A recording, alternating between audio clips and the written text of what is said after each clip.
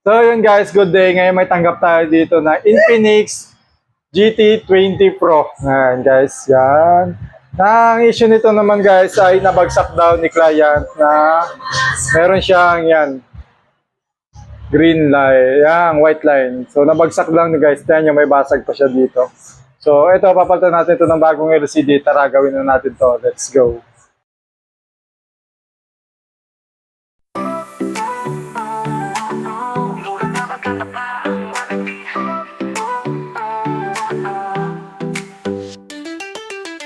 Nasira na naman cellphone mo. Huwag nang mag-worry, ayos agad ko.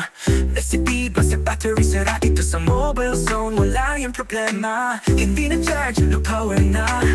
Water damage, nakalimutan password pa. Walang problema, ayos agad. Garantisado, laging maaasahan. Mobile zone, mura na, maganda pa ang warranty. Cellphone, laptop, ayos agad, laging quality. Mobile zone, mabilis, maayos ang serbisyo. Dito sigurado di ka So yun guys, tapos na natin palitan to ng LCD itong Infinix GT20 Pro. Okay na siya guys, yan. So wait na lang natin si client na i-pick up niya yung kanyang phone. So sa mga gusto magpa-repair, visit lang po kayo dito sa bodega sale ni ating Nena. Tara na, let's